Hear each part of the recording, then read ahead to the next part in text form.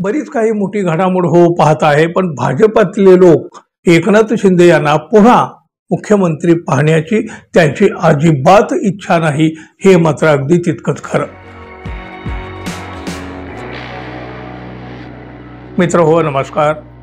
उद्धव ठाकरे आणि राज ठाकरे एकत्र येण्याच्या हालचाली सुरू झाल्यापासून एकनाथ शिंदे आणि त्यांचा गट घाबरलेला आहे. ठाकरे बंधू एकत्र आले तर शिंदे गटासाठी ते कठीण ठरणार आहे. त्यासाठीच ठाकरे बंधूंना एकत्र येण्यापासून रोखणं ही शिंदे गटाची प्राथमिकता बनलेली आहे. हे वादळ जिथल्या तिथं रोखण्यासाठी एकनाथ शिंदे दिल्लीला गेले, अमित शहा यांची भेट घेतली. फडणवीसांना हे जमणार नाही, हे वादळ मी तर रोखून दाखवतो, त्यासाठी मला मुख्यमंत्री करा, अशा प्रकारची काही मागणी एकनाथ शिंदे यांनी अमित शहा यांच्याकडे केली असल्याचा हा मोठा दावा ठाकरे सेनेचे संजय राऊत यांनी केला.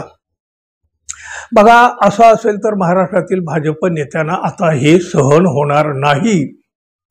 भाजपाच्या नेत्यामध्ये तशी चलबिचल सुद्धा सुरू झाली आहे. छुप्या पद्धतीच्या काही चर्चाही आहेत आणि काही प्रश्नही त्यांच्या चेहऱ्यावर उमटू लागले आहेत.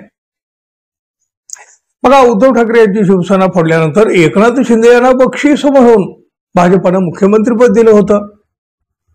देवेंद्र फडणवीस आणि भाजपाच्या नेत्यांना हा निर्णय अजिबात पटलेला नव्हता, रुचलेला नव्हता. पण दिल्लीहून आदेश आल्यामुळे त्यांना तो नाईलाजानं का होईना पण स्वीकारावा लागला. भाजपाचे नेते एकनाथ शिंदे यांना मनापासून मुख्यमंत्री म्हणून कधीच स्वीकारत नव्हते. अहो, काही नंतर नाही का काळजावर दगड ठेवून आम्ही हे सगळं सहन करतोय असं म्हटलं होतं. अशी सगळी पार्श्वभूमी असताना अजूनही एकनाथ शिंदे यांना मुख्यमंत्री पदाची आशा आहे हो. त्यासाठी तर ते म्हणे दिल्लीला जातात, फडणवीसांची तक्रार करतात आणि स्वतःसाठी मुख्यमंत्री पद मागतात, अशी चर्चा तर नेहमी असते. आता बघा, गेल्या 4 दिवसापासून ती चर्चा पुन्हा एकदा नव्यानं होऊ लागली आणि नेमक्या याच वेळी भाजपाचे नूतन प्रदेशाध्यक्ष रवींद्र चव्हाण यांनी बरोबर टायमिंग साधलं. जुनी जखम उघडी करून दाखवली त्यांनी. मागच्या महायुतीच्या सरकारच्या वेळी देवेंद्र फडणवीस यांना डावलून एकनाथ शिंदे यांना मुख्यमंत्री पदात देण्याचा निर्णय झाला, तेव्हा आपल्याला मोठा धक्का बसला. हा निर्णय ऐकून आपण प्रचंड नाराज झालो आणि थेट घरी निघून गेलो, असं रवींद्र चव्हाण यांनी म्हटलं आहे. सगळ्यांनाच धक्का बसला, सगळेच नाराज झाले होते आणि सगळ्यांना वाईट देखील वाटलं होतं, असं चव्हाण यांनी म्हटलं. चव्हाण यांना आत्ताच हे का सांगावंसं वाटलं?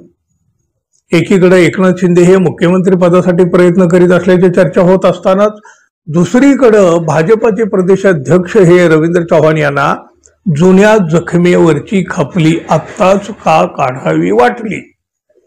त्यांनी साधलेलं हे टायमिंग बरंच काही सांगून जातं. एकनाथ शिंदे यांना मुख्यमंत्री करणं हे भाजपाला म्हणजे भाजपाच्या महाराष्ट्रातील नेत्यांना अजिबात मान्य नाही आणि हाच संदेश त्यांना दिल्लीपर्यंत पोहोचवायचा असावा कदाचित.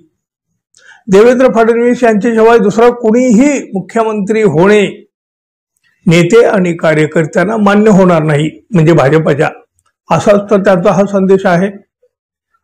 एकीकडं एकनाथ शिंदे यांच्या मुख्यमंत्री होण्याबाबतच्या चर्चा आणि दुसरीकडे भाजप नेत्याचा हा संदेश. अप्रत्यक्षरित्या दिलेला हा संदेश बरंच काही बोलून जातो, पण त्यांना ही जुनी खपली काढण्याची आवश्यकता आत्ताच का पडली असावी? दिल्लीच्या मनात एकनाथ शिंदे यांच्या बाबत काही सॉफ्ट कॉर्नर आहे की काय, अशी शंकाही काहीच्या मनात येऊ लागली आहे. पण शिंदे गट भाजपात विलीन करण्याची तयारी दाखवत असेल किंवा त्यांनी ती दाखवली असेल तर दिल्लीतून काही धक्कादायक निर्णय घेतला जाईल की काय, अशी भीती सुद्धा आता काही जणांना म्हणजे भाजपातल्या काही जणांना वाटू लागले असल्याचं दिसत आहे.